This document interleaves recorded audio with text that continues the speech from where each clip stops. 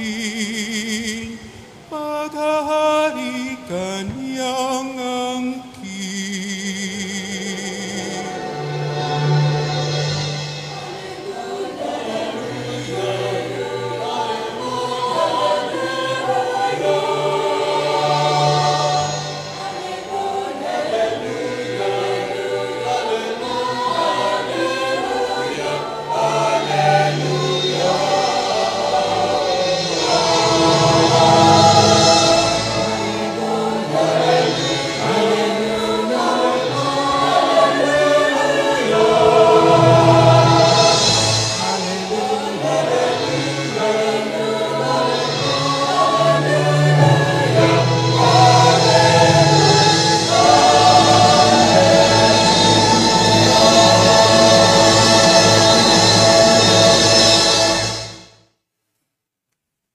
Sumainyo ang Panginoon. At sumayo rin. Ang mabuting balita ng Panginoon ayon kay San Juan. Papuri sa iyo, Panginoon. Magsiupo ang lahat at pakinggan ang mahumiliya. Magsitayo ang lahat.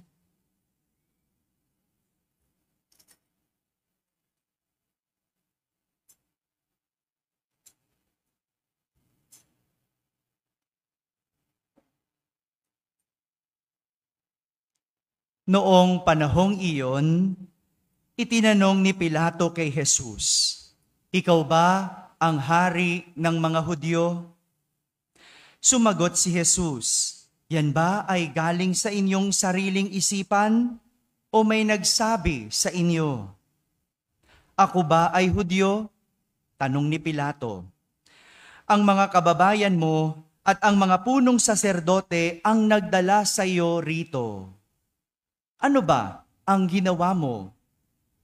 Sumagot si Jesus, "Ang kaharian ko ay hindi sa sanlibutang ito. Kung sa sanlibutang ito ang aking kaharian, ipinakipaglaban sana ako ng aking mga tauhan at hindi na ipagkanulo sa mga Hudyo. Ngunit hindi sa sanlibutang ito ang aking kaharian. Kung gayon, isa kang hari?" sabi ni Pilato. Sumagot si Jesus, "Kayo na ang nagsasabing ako ay hari. Ito ang dahilan kung bakit ako ipinanganak at naparito sa sanlibutan, upang magsalita tungkol sa katotohanan.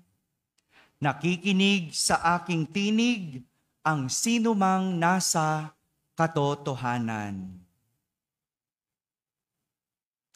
Mga kapatid, ang mabuting balita ng Panginoon. Pinupuri ka namin, Panginoong Hesukristo. Magsiupo ang lahat at ating pakinggan ang homilya. Isang magandang umaga po sa inyong lahat. Pakibati naman ang katabi ng magandang umaga. Magandang umaga. Magandang umaga sa lahat ng nasa balcony. Ay, mga nasa labas, magandang umaga po. Sa orchestra dito, magandang umaga po. Magandang umaga rin sa lahat ng mga nasa barangay na nakakapakinig ng ating banal na misa, sa lahat ng mga nasa tahanan nagsisimba via online, at sa lahat ng mga nasa abroad. No, nagpapabati yung mga nasa abroad. No, baka daw nalilimutan na sila. Magandang araw po sa inyong lahat.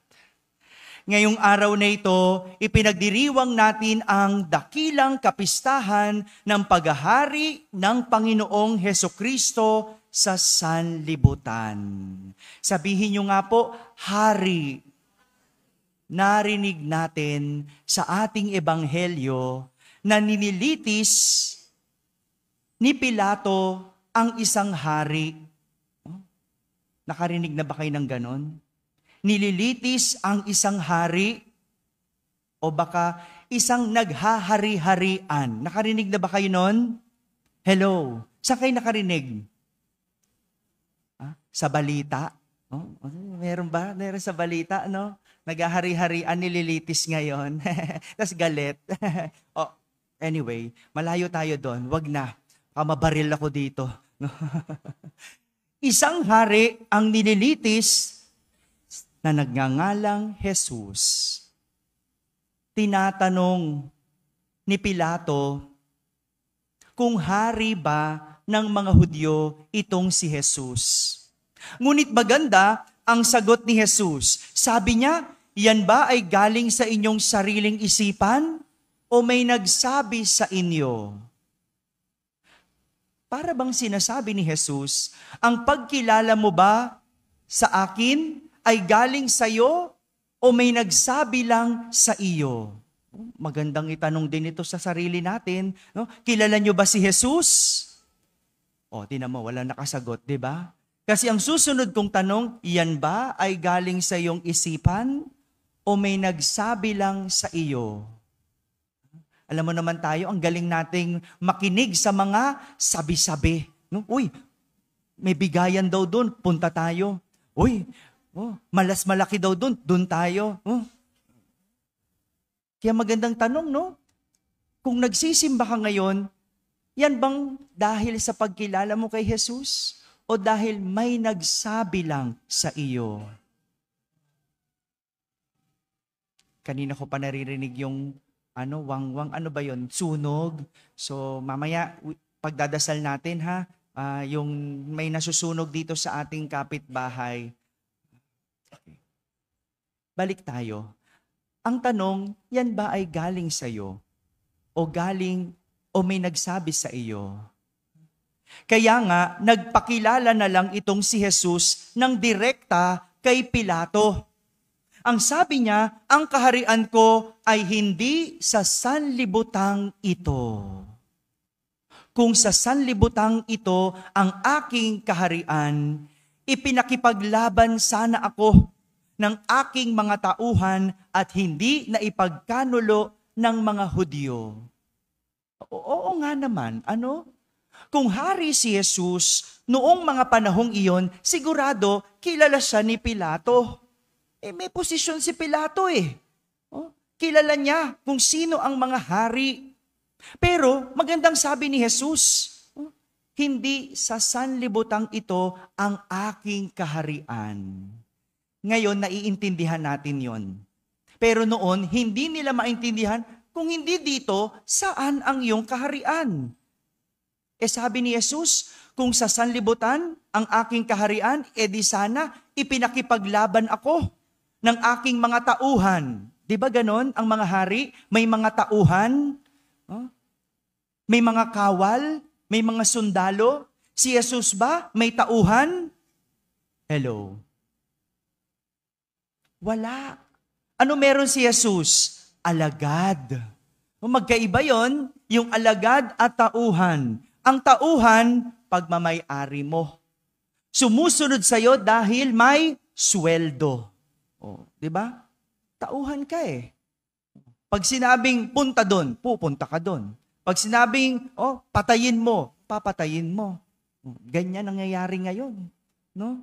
Bakit? Tauhan. Pero si Jesus wala yon. Walang ganon. Meron siya alagad. Ano mga alagad? Tagasunod. Sumusunod ng walang bayad dahil naniniwala sila kay Jesus.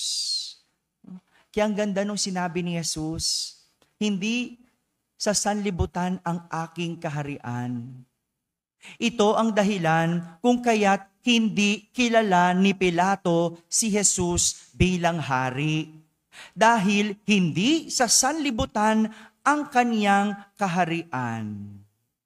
May tatlong katangian si Jesus bilang hari na wala sa mga hari ng sanlibutan o sa mga naghahari-harian. Mga kapatid, pakialalahanin niyo po itong tatlong ito dahil next year, botohan na naman. Pipili na naman tayo ng maghahari sa atin. Sana yung pipiliin natin, kalapit man lang nung kay Jesus para hindi naghahari-harian. Tatlo, una, ang hari ng sanlibutan ay nasusunod at hindi marunong sumunod. Si Jesus marunong sumunod, kaya siya sinusundan. kilala ni Pilato ang mga hari bilang nasusunod. Ganun naman, di ba? Kung sinong hari, siyang masusunod. Kung anong sinabi ng hari, siyang masusunod. Kaya walang hari ang nililitis. Kaya kahit sila ay mali, dahil sila ang hari, sila ang masusunod. Walang nakakapagtama sa kanila. Tignan nyo, yung naghahari-harian, ngayong nililitis, galit pa. Nagmumura pa. Sino yun? Huwag tayo mag-name names, no? Huwag tayo mag-name names, no? Ganun eh. No? Kasi, feeling niya, hindi siya dapat kino-question. May posisyon ako. Bakit mo ko questionin? Bakit nyo ko lilitisin? Ngunit, iba si Jesus bilang hari. Marunong siyang sumunod. Lalo na sa kagustuhan at plano ng kaniyang ama. Kaya nga, kahit ang sumailalim sa paglilitis, kahit wala siyang kasalanan, sinunod niya ito bilang pagtupad sa plano ng Diyos. Ganyan ang hari. Sasailalim sa batas. Sabi, litisin ka? Okay, litis. Hindi ako galit. Hindi ako nagmumura. Kung yan ang sinasabi ng batas, sige. Pero ibang mga hari ngayon, sabi, bawal dumaan sa bus lane.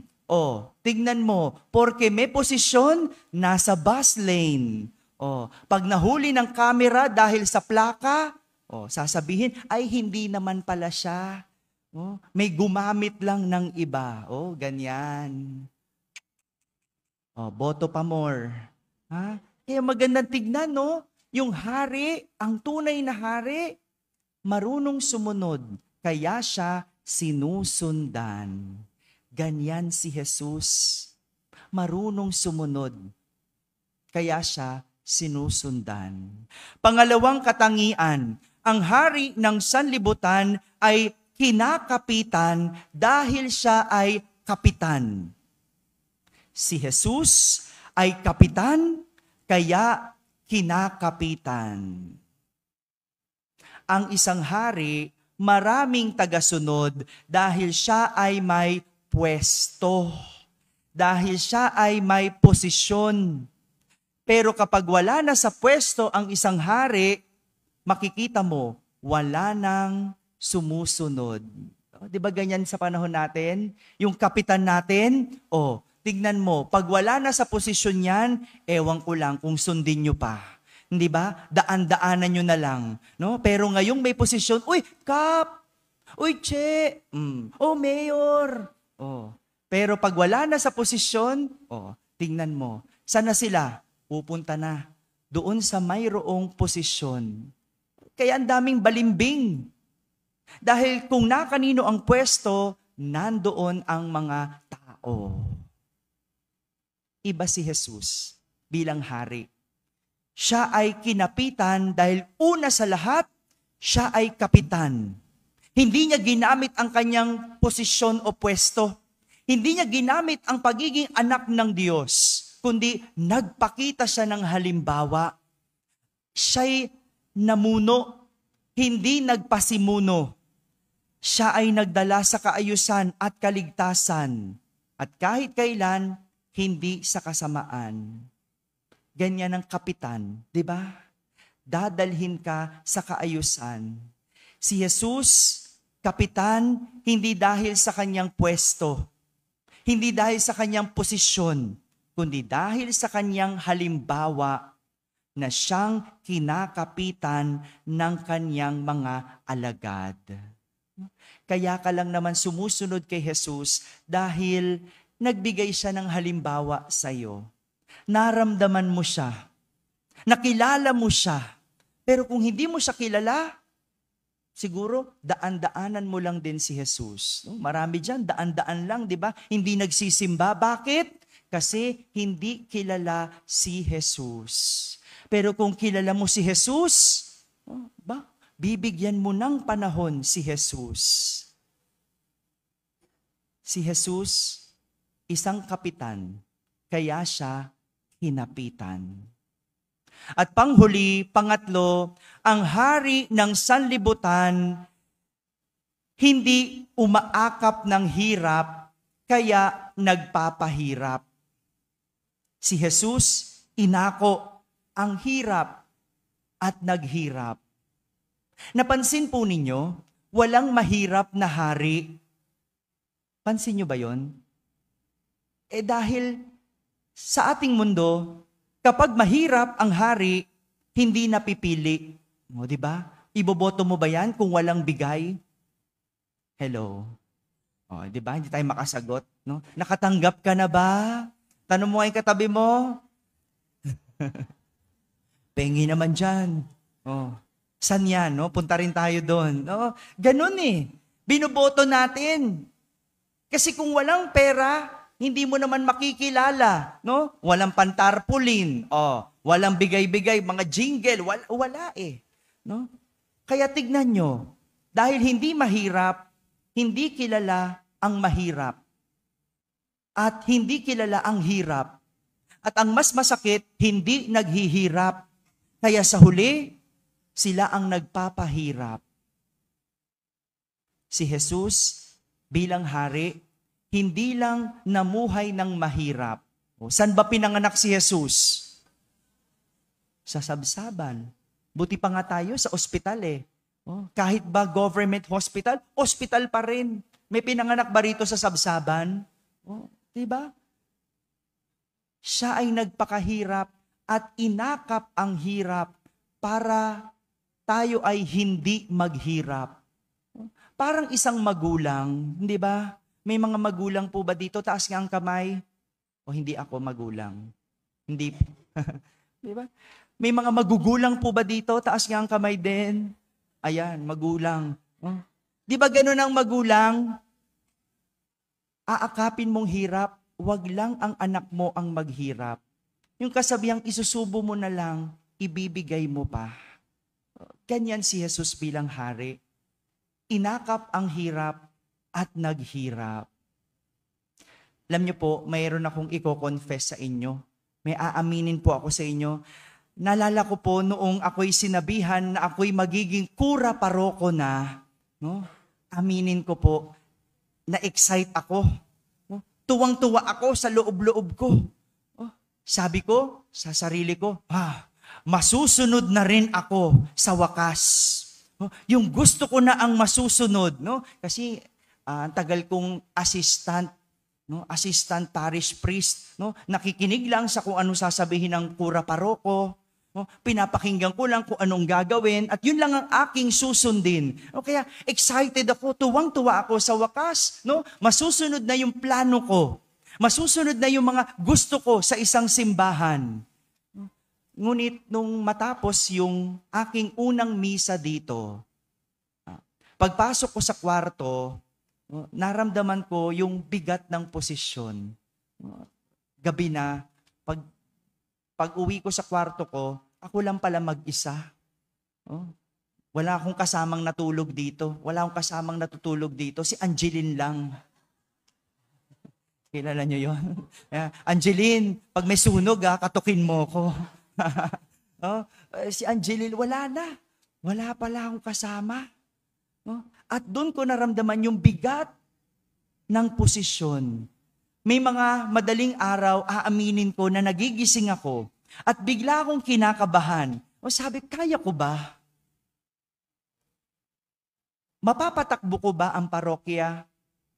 Saan ako kukuha ng pera? Pinatay ko bigla yung aircon eh. Sabi ko, magbabayad ng kuryente, magkano kaya ito? Nag-electric pa na lang ako. Sabi ko, kinakabahan ako. Aminin ko kasi lahat ng pinagdaanan kong parokya may pera. Mayayaman yung mga parokya ko noon. Quiapo Church. Ermita. Ito yung pumasok sa isip ko bilang bagong kura. Yung ibinigay sa akin, isang posisyon. At ang naisip ko agad, pera. Kung kaya binulabog ako, nakalimutan ko saglit na ang pagiging kura paroko ay hindi posisyon. kundi isang misyon. Ang naghari sa akin, sa aking isip, pera. Nakalimutan ko, hindi pera ang dapat manguna, kundi ang parokya. Talaga ang demonyo, ang galing. No? Kahit ako pari na, no, saglit kong nalimutan na ang tunay na hari, hindi ako, si Jesus. Hindi lang yung gusto ko ang masusunod. Kaya ang swerte-swerte ko, nung nag-meeting ang Parish Pastoral Council, no, marunong silang makinig. At ako rin, pinakikinggan ko rin sila bago ako magdesisyon. Gusto ko malaman muna ano ang kanilang mga opinyon. At sila rin, iniintay yung aking desisyon. No? Gandang-ganda ako doon. At na-humbled ako doon. Na hindi pala yung aking lang gusto. At yung iniisip kong pera, nako, alam nyo, chichismis ko na ito. No? Kanina lang, no? Fresh, mainit-init pa. Pagkatapos ng banal na misa, kaninang 6 a.m., may nagsimba. No? Pagkatapos niya magsimba, sabi niya, Father, hindi mo ba ipapa-aircon itong simbahan mo? Kasi nag-aircon ako. Gusto niyo bang aircon ng simbahan? Paano naman yung nasa balcony? Paano yung nasa orchestra? Ilang piraso lang ang naka-aircon? Gusto niyo ba yon? Sabi ko, wala naman kaming pambayad ng kuryente. No? Madali mag-aircon, wala naman kaming pambayad ng kuryente. Pero tignan mo, no? Yung iniisip ko noon, pera, no? Nakalimutan ko, hindi ako ang hari. Ako'y tagasunod. Kung gugustuhin ng ating reyna, ang ating reyna na mahal na Soledad, yun ang mangyayari. Kung anong gusto ni Jesus, siyang mangyayari. Gusto nyo bang aircon? Dagdagan yung hulog. Pambayad ng kuryente. Ayan tayo eh. Gusto nating ginhawa, wala naman tayong bigay. Paano naman yan? No? Papa-aircon natin, pero paano ang kuryente? No? Ako na lang lahat. No? Pero mabuti ang Diyos. Itong mensahe sa atin, ang paghariin si Kristo sa ating buhay. Kapag lumapit ka kung kani-kanino, kapinaghari mo kung sino-sino, pag pinaghari mo ang pera, sa huli, ikaw ay masisira. Mga kapatid, ang tunay na hari ay marunong sumunod, kaya't siya ay sinusundan. Isang kapitan, kaya't kinakapitan. At higit sa lahat, inaakap ang hirap at kayang maghirap. Amen? Amen.